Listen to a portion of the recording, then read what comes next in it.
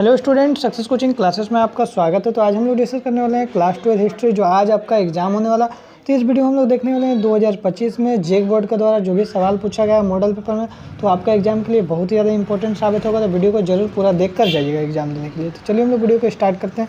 देखिए, सबसे पहला सवाल हमारा क्वेश्चन नंबर 31 एक से लेकर ऑब्जेक्टिव 30 तक पूछता है। 31 में देखिए क्या क्वेश्चन पूछा। 2025 में आपको क्वेश्चन पूछा गया हड़प्पा सभ्यता विकास पूछा था। हड़प्पा सभ्यता मुख्य रूप से वर्तमान भारत के उत्तर पश्चिमी भाग जैसे गुजरात, राजस्थान, हरियाणा और पंजाब और पाकिस्तान के विभिन्न हिस्सों में विकसित हुआ है। चलिए नेक्स्ट क्वेश्चन 32 क्या बोल रहा है। तो बोल रहा है शंख संवत का आरंभ, क्वेश्चन आया है। देखिए क्या बोलेगा। शक संवत का आरंभ कुषाण राजा कनिष्क ने 18वीं ईस्वी में किया है। तीसरा सवाल देखिए क्या बोल रहा है। जहाँ पर नाट्य शास्त्र के लेखक कौन है, तो नाट्य शास्त्र के लेखक भरत मुनि है। आगे देखते हैं अगर क्वेश्चन में 34 क्या बोल रहा है। जो सांची के स्तूप की खोज किसने किया, तो याद रखिएगा आपका सांची के स्तूप की खोज 1818 में जनरल टेलर ने की थी। आगे यदि हम लोग देखते हैं क्वेश्चन नंबर 35 क्या बोल रहा है। Travels in the Mughal empire के लेखक कौन है, तो याद रखिए इस पुस्तक की रचना फ्रांसीसी यात्री फ्रांसुआ बर्नियर ने की थी। आगे यदि हम लोग देखते हैं क्वेश्चन में 36 क्या बोल रहा है। भक्ति आंदोलन के प्रणेता कौन है, तो ध्यान रखिए भक्ति आंदोलन को सर्वप्रथम दक्षिण भारत में अलवार, विष्णु भक्त और नैनार शिव भक्त संतों ने शुरू किया था भक्ति आंदोलन को। ठीक है, आगे यदि हम लोग देखते हैं क्वेश्चन नंबर 37 में क्या पूछा था। ब्राह्मणी राजाओं की राजधानी, तो याद रखिए बहमनी राजाओं की पहली राजधानी गुलबर्गा थी, जिसके बाद में बीदर स्थानांतरित कर दिया गया था। याद रखिएगा बहमनी जो राजाओं की जो राजधानी कहाँ था, यह सवाल आया था। आगे यदि हम लोग देखते हैं क्वेश्चन में 38 में क्या बोल रहा है। भारत के अंतिम वायसराय कौन है, भारत के अंतिम वायसराय लॉर्ड माउंटबेटन है। आगे यदि हम लोग देखते हैं क्वेश्चन में 39 क्या बोल रहा है। स्थायी बंदोबस्त क्या है, तो याद रखिएगा एग्जाम के लिए बहुत ज़्यादा इंपॉर्टेंट क्वेश्चन है। तो स्थायी बंदोबस्त 1793 में लॉर्ड कॉर्नवालिस द्वारा बंगाल, बिहार, उड़ीसा में लागू किया गया है, जो एक भू राजस्व प्रणाली थी जिसके तहत जमींदारों को एक भूमि का स्थायी मालिक बना दिया जाता था और उसे कंपनी को एक निश्चित राशि का भुगतान करना पड़ता था। इसके प्रमुख विशेषताएं देखिए तो जमींदारों को भूमि का पूर्ण स्वामी माना जाता था और उसे वंशानुगत अधिकार दिए गए। तो दूसरा बोल रहा है सरकार को दिए जाने वाले जो राजस्व है, जो लैंड टैक्स है, उसकी राशि हमेशा के लिए एक निश्चित कर दिया। तीसरा लिखेंगे जमींदारों को राजस्व की एक निश्चित राशि ब्रिटिश ईस्ट इंडिया कंपनी को देनी होती थी, जो ना देने पर उनकी जमींदारी नीलाम की जाती थी। यह प्रणाली मुख्य रूप से बंगाल, बिहार, उड़ीसा और मद्रास के उत्तरी जिलों में लागू किया गया। नेक्स्ट सवाल देखिए क्या बोला। खिलाफत आंदोलन क्या, वेरी वेरी इंपॉर्टेंट सवाल आपका एग्जाम के लिए। तो खिलाफत आंदोलन 1919 से 1924 तक भारतीय मुसलमानों द्वारा तुर्की के सुल्तान, जिसे वे पूरे इस्लामिक जगत का खलीफा धार्मिक प्रमुख मानते थे के प्रति ब्रिटिश व्यवहार के विरुद्ध में शुरू किया गया एक आंदोलन था। इसका उद्देश्य जो था प्रथम विश्व युद्ध के बाद तुर्की साम्राज्य को विभाजित करने और खलीफा की शक्ति को कमजोर करने के लिए ब्रिटिश नीति का विरोध करना था। भारत में यह आंदोलन अली बंधुओं शौकत अली और मोहम्मद अली के नेतृत्व में शुरू हुआ और बाद में महात्मा गांधी ने इसे असहयोग आंदोलन के साथ जोड़कर हिंदू मुस्लिम एकता को एक बड़ा अवसर बनाया। आगे देखिए अभिलेख क्या है, वेरी वेरी इंपॉर्टेंट क्वेश्चन है आपका एग्जाम के लिए। तो अभिलेख उन स्थायी सामग्रियों जैसे पत्थर, धातु या फिर मिट्टी के बर्तन पर खुदी हुई लिखित जानकारी जो होता है, ऐतिहासिक घटनाओं, सरकारी आदेश या दान का विवरण होता है, उसी को हम लोग क्या बोलते हैं, अभिलेख बोलते हैं। नेक्स्ट क्वेश्चन देखिए इसका महत्व क्या है। तो ये प्राचीन इतिहास को जानने में विश्वसनीय और प्राथमिक स्रोत था। अभिलेख राजाओं की उपलब्धियों और उसके शासनकाल और सीमाओं की जानकारी देता था। ये उस समय के सामाजिक, आर्थिक, धार्मिक स्थिति के बारे में समझाने में मदद करता था। ये प्राचीन लिपियों और भाषाओं को विकास का अध्ययन करने के लिए महत्वपूर्ण था। तो अगर आपसे पूछेगा जो हमारा क्वेश्चन अभिलेख क्या है, तो ये लिखिएगा। अभिलेख का अगर महत्व पूछेगा तो आपको ये लिखना है। आगे देखते हैं कृषि उत्पादन में महिलाओं की क्या भूमिका है, वेरी वेरी इंपॉर्टेंट सवाल है। तो याद रखिए कृषि उत्पादन में महिलाओं की भूमिका अत्यंत महत्वपूर्ण है और बहुत ही बहुत ज़्यादा है, जो बीज बोने से लेकर फसल काटने और साफ करने तक फैली हुई है। पहला, महिलाएं आमतौर पर बीज बोने, रोपाई करने, निराई करने और फसल काटने के लिए सक्रिय रूप में भाग लेती है। उसका वे फसल के बाद गतिविधियां जैसे अनाज को साफ करना, सुखाना, भंडारण और प्रसंस्करण करना, ये सब भूमिका है। आगे देखिए पशुपालन और उससे जुड़े कार्य जैसे दूध निकालना, चारा देना महिलाओं के लिए बहुत बड़ा योगदान होता है। अब परंपरागत पारंपरिक कृषि समाजों में महिलाएं अक्सर पारंपरिक ज्ञान जैसे बीजों का चयन करना संरक्षक के रूप में कार्य करते थे। आगे देखिए संविधान सभा के प्रमुख समितियां बताइए। तो संविधान सभा की प्रक्रिया में सुचारू रूप से चलाने के लिए संविधान सभा के विभिन्न विषयों में कुछ समितियां बनाई जाती है। क्या क्या देखिए, प्रमुख समिति निम्नलिखित है। सबसे पहले प्रारूप समिति, इसके अध्यक्ष डॉक्टर बी.आर. अम्बेडकर थे और वे संविधान का मसौदा तैयार करने के लिए सबसे महत्वपूर्ण समिति थी। उसके बाद संघ शक्ति समिति बोल रहा है, इसके अध्यक्ष जवाहरलाल नेहरू थे। एक होता प्रांतीय संविधान समिति, इसके अध्यक्ष सरदार वल्लभ भाई पटेल थे। और एक मौलिक अधिकारों और अल्पसंख्यकों की समिति, इसके अध्यक्ष सरदार वल्लभ भाई पटेल थे। अब देखिए नेक्स्ट सवाल क्या बोल रहा है, किताब उल हिंद क्या है। तो किताब उल हिंद जिसका अर्थ होता है भारत का विवरण, किताब उल हिंद जिसका अर्थ होता है भारत का विवरण 11वीं सदी में विद्वान अल बिरूनी द्वारा अरबी भाषा में लिखी गई एक अत्यंत महत्वपूर्ण ऐतिहासिक और भौगोलिक पुस्तक है।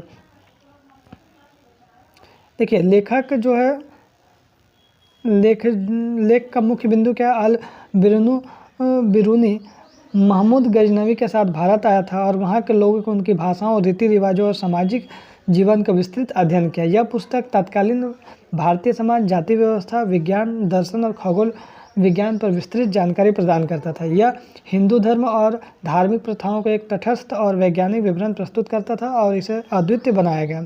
यह पुस्तक 11वीं सदी के उत्तरार्ध के भारत के सामाजिक सांस्कृतिक इतिहास को समझने के लिए एक प्राथमिक स्रोत है।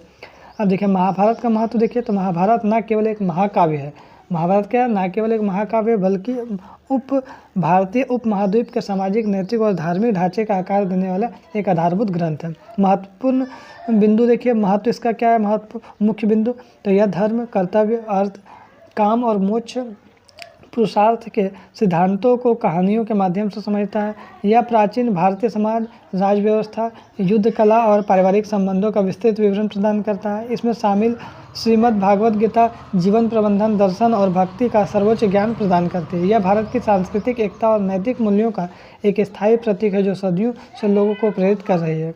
आगे देखिए विभाजन को आम लोगों का दृष्टिकोण क्या है। तो ध्यान रखिए भारत में विभाजन 1947 में आम लोगों का एक त्रासदी, गहरे दर्द और अनिश्चितता का दौर था। मुख्य दृष्टिकोण क्या रहेगा, सांप्रदायिकता, हिंसा का डर, लोगों के मन में अपने पड़ोसियों के प्रति अविश्वास और हिंसा का गहरा डर बैठ कर गया था, जिसे लंबे समय से चली आ रही सामाजिक सद्भाव को नष्ट कर दिया। दूसरा लिखेंगे विस्थापन और नुकसान। आगे लिखेंगे लाखों लोगों को अपना घर बार, जमीन और आजीविका छोड़ने, अनिश्चित भविष्य की ओर पलायन करने के लिए मजबूर होना पड़ा। तीसरा लिखिए भावनात्मक आघात, विभाजन के समुदायों और परिवारों को विभाजित कर दिया, जिससे गहरा भावनात्मक आघात लगा।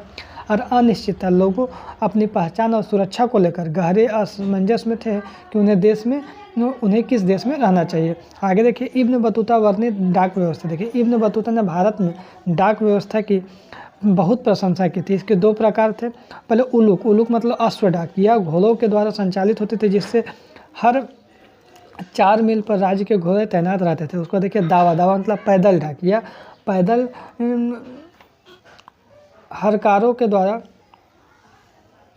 देखिए डाकघरों के द्वारा होती थी, जो हर मील पर 3 स्थानों पर तैनात रहते थे और तीव्र गति से संदेश पहुंचाते थे। यहाँ पर क्या होगा, डाकघर होना चाहिए। ठीक है, आगे हम लोग देखते हैं क्वेश्चन नंबर 48। अकबर की धार्मिक नीति, वेरी वेरी इंपॉर्टेंट क्वेश्चन। तो अकबर ने सभी धर्मों के प्रति सहिष्णुता की नीति अपनाई है। देखिए सुलह-ए-कुल, अकबर ने सुलह-ए-कुल या सार्वभौमिक शांति की नीति का पालन किया।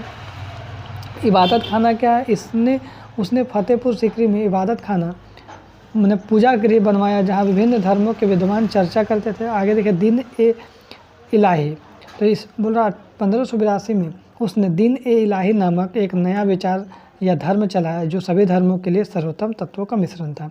नेक्स्ट देखिए मगध साम्राज्य के शक्तिशाली होने के कारण, तो मगध साम्राज्य के शक्तिशाली होने के भौगोलिक और आर्थिक कारण थे। पहले भौगोलिक स्थिति, मगध की दोनों राजधानियाँ राजगिरी और पाटलिपुत्र प्राकृतिक रूप से सुरक्षित थी।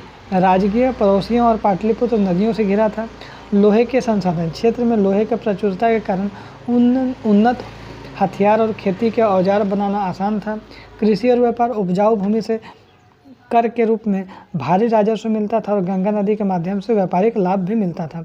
आगे देखिए लास्ट क्वेश्चन हमारा देखिए क्या बोल रहा हूँ, मोहनजोदड़ो की विशेषताएं। मोहनजोदड़ो सिंधु नदी सभ्यता के सबसे प्रमुख विशेषताएं और नियोजित शहर है। सबसे पहले लिखेंगे नगर नियोजन।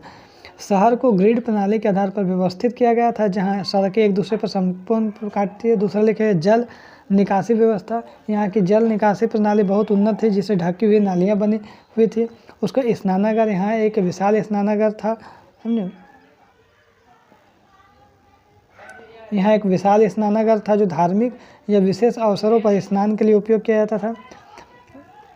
अब देखिए हमारा लास्ट क्वेश्चन, 1857 के विद्रोह के विफलता के कारण। तो देखिए 1857 के विद्रोह के कई कारणों से सफल नहीं हो सका। सबसे पहले सीमित विस्तार। यह विद्रोह पूरे भारत में नहीं फैला, बल्कि मुख्य रूप से उत्तर और मध्य भारत में के कुछ हिस्सों तक सीमित है। योग्य नेतृत्व और एकता का अभाव। विद्रोहियों के पास कई केंद्रीकृत योजना या समक्ष नेतृत्व नहीं था, और कई भारतीय राजाओं ने अंग्रेजों के साथ दिया। और संसाधनों के विद्रोहियों के पास अंग्रेजों की तुलना में आधुनिक हथियार और संचार के साधन की भी कमी थी। अब देखिए असहयोग आंदोलन। तो असहयोग आंदोलन 1920 से 22 में महात्मा गांधी के द्वारा नेतृत्व में चलाया गया यह एक अहिंसक आंदोलन था, जो वेरी इंपॉर्टेंट आपका एग्जाम के लिए। इसका उद्देश्य ब्रिटिश सरकार को एक साथ सहयोग ना करके उनके शासन चलाने में असमर्थ बनाना था। कार्यकलाप, लोगों ने सरकारी नौकरी, स्कूल, अदालतों और विदेशी कपड़ों को बहिष्कार करना। और अंत में लिखेंगे चौरी चौरा का हिंसक घटना के बाद गांधी जी ने इस आंदोलन को वापस ले लिया। तो इसमें जितना भी सवाल था आपका 2025 में पूछा गया था, तो सभी सवाल को बताया। यदि हमारा वीडियो आपको अच्छा लगे तो लाइक, शेयर एंड सब्सक्राइब जरूर करें। फिर मिलते हैं नेक्स्ट वीडियो में। Thank you so much.